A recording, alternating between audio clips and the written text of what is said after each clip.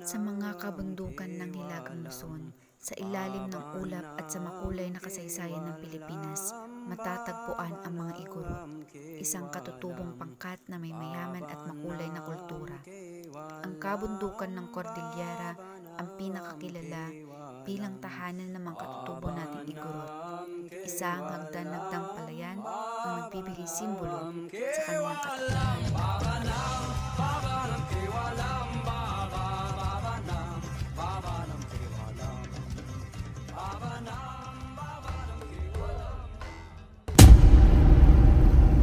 Sa bayan ng Santiago, matatagpuan ang Barangay Batal at napag-alaman namin na maraming mga katutubong Igorot sa isa nilang purok, ang Purok ng Nama.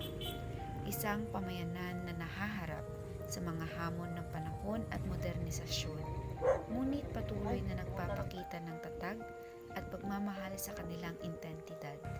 Kaya naman nitong ika-5 ng Disyembre, kami ay bumisita sa kanilang barangay upang personal na madiskubre ang kanilang kultura. Isa si Ma'am Raquel sa mga katutubong Igorot. Siya ay nagbibigay serbisyo sa kanilang barangay at pinaunlakan kami na siya ay makapanayam upang mas alamin at kilalanin ang kanilang kinagisnan na kultura.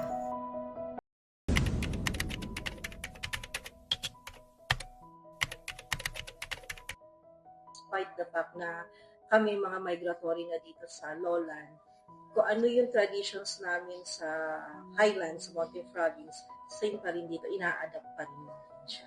Kaya hindi namin yung pinapasa, kundi isinasabuhay talaga siya until today.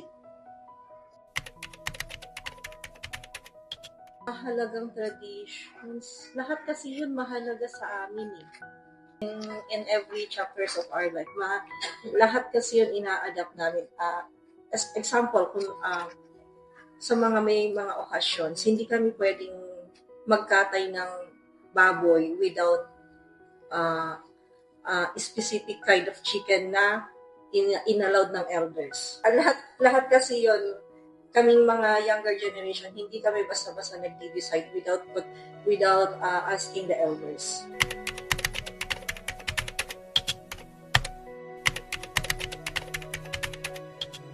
Hindi na siya on the daily life.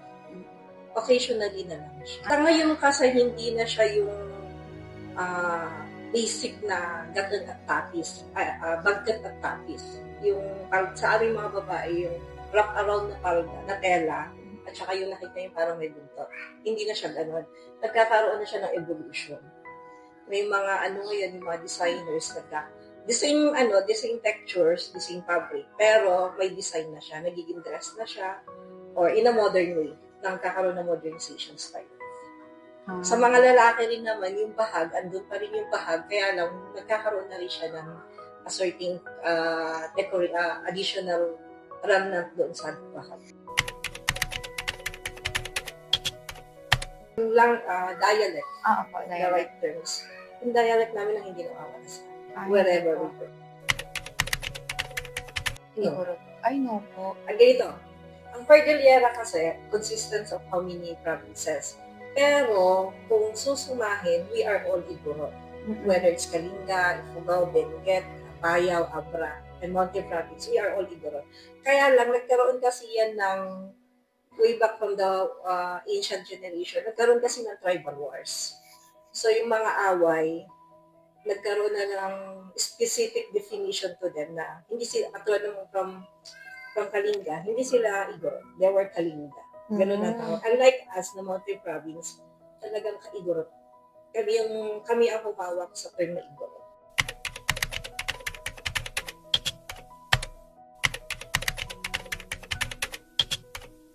Lahat, Same. one cultures and traditions lahat. Wala ka nito. Iisa lang. Ang siguro certainty sa pinagkaibahan, traditional color of our ethnic attire.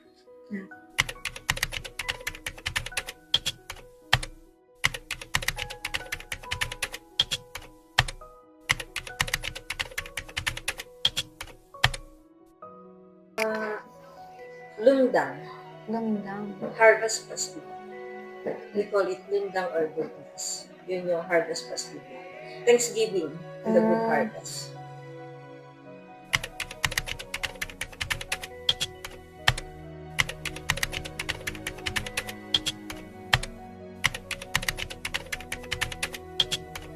Tradition. Ano lang, sa amin na ngayon kasi hindi na siya very modern way na kami mismong community ng mga IPs dito.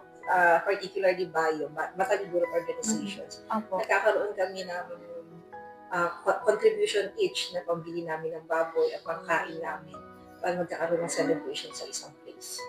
Yung bayo po talagang igorot lang po yan. Opo. Hindi naman siya totally igorot na. Kasi meron din naman nagkakaroon ng may mga nakakapag-asawa sa aming Ilocano. Opo. So, niyayakap namin siya to belong to us. We considered him or her na belong to us. Since nakapag-asawa siya sa amin. Pero kayo po, pure po kayo na. No. I know po. Mother ko ang pure blood. Father ko naman. Okay po. Matapos ang pag-uusap namin ni Ma'am Raquel, kami ay nagtungo sa tinatawag nilang livelihood area ng kanilang barangay. Kami ay namangha sa aming nakita dahil hindi namin inakala na may ganito palang programa sa kanilang barangay. Ayon kay Ma'am Raquel, malaking tulong ang programang ito para suportahan at mabigyan kabuhayan ang kanilang mga kabarangay. Weaving at sewing ang kanilang kabuhayan at ang kanilang mga proyekto ay mga bags, kasuotan ng igorot, basahan at marami pang iba. Ayon sa aming nadiskubre ay hindi lang pala igorot ang naroon kundi halo-halong katutubo ang kanilang kasamahan. May gaddang, yogad, ibanag at Ilocano.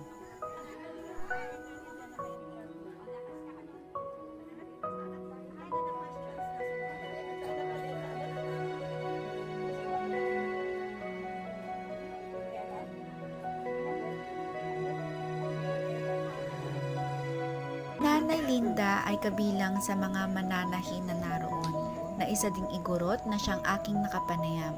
Namangha ako sa pag-uusap ni Ma'am Raquel at Nanay Linda dahil sila ay nag-uusap gamit ang kanilang dialekto, ang Kan-Kanaoy. Sa aming pag-uusap ni Nanay Linda, sinabi niya sa akin na kahit nawala na sila sa Mountain Province, ay hindi sila nakakalimot sa kung anuman ang kanilang kinagisnan na kultura. Maawatan niyo ti Ilocano? When na maawat pure na ng Ilocano pero nasansanay na lang ni Tagalog. Di bali ta ka? Puray halo-halo. Sika na anati dialect yun po. Guru. Ay, igorot. Kan-Kanaoy. Kan-Kanaoy. Kan-Kanaoy. Ape adati agkakaabali nga sa uya. Adda. Awure no ag-abay nga baryo ngam sa baliti sa undiay may sa kan may sa. Ngam agkiinawatan da. Yay basit nga different nga. Maslati gaddang yogad adati pagsasalamdan yan ti datlo mga sa udang ngam agkiinawatan. Sika na nakatira po ba kayo dati dun sa sa mga Mount Province, ganun, tapos bumaka kayo lang ito. Doon ako na yan nang nangapanganak Ay, at nakipag-asawa. Tapos, noong 1967, pumunta ang tatay ko dito. opo. Oh. Sila ang siyang first na dito. Tapos 1982, Umakakat ko yun ay. kami ngayon Ay, ano kayo? yung bunto kong dalawa, dito na may anak.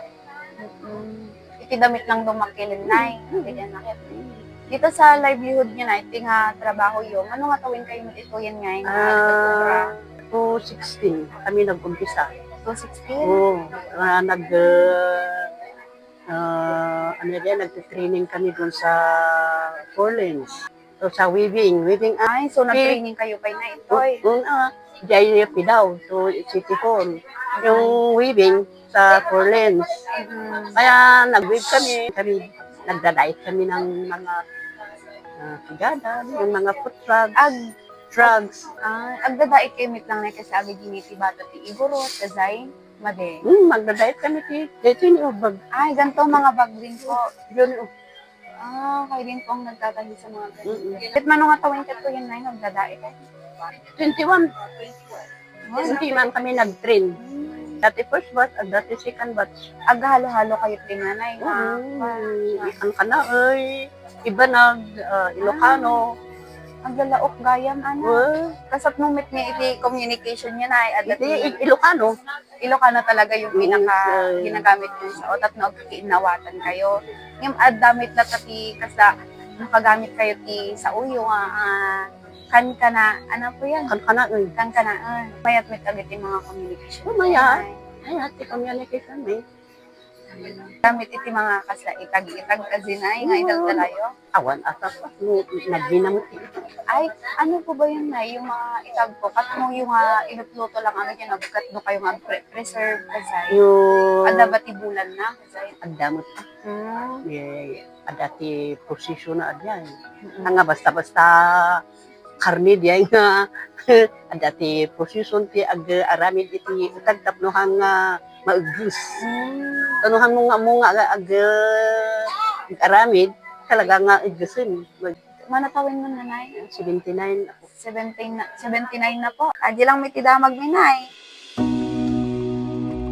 Ang mga igorot ay isang buhay na patunay ng kahalagahan ng mga tradisyon at kultura. Sa kabila ng mga hamon ng makabagong panahon, ang mga igorot ay nagsusumikap na mapanatili ang kanilang kultura at makatawid sa mga hamon ng modernong mundo. Sa kabila ng lahat ng ito, ang komunidad ng igorot ay isang halimbawa na nagpapakita ng tibay, pagkakaisa at pagmamahal sa kanilang kultura.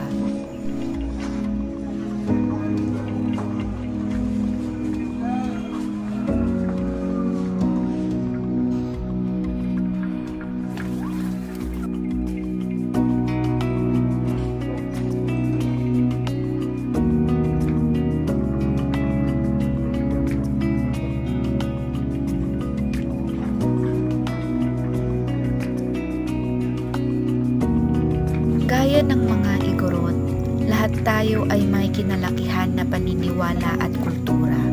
Sa aming dokumentaryo, hangad namin na makapagbigay inspirasyon upang ating mas tangkilikin at huwag kalimutan ang ating mga kultura na unti-unti na nating nakakalimutan.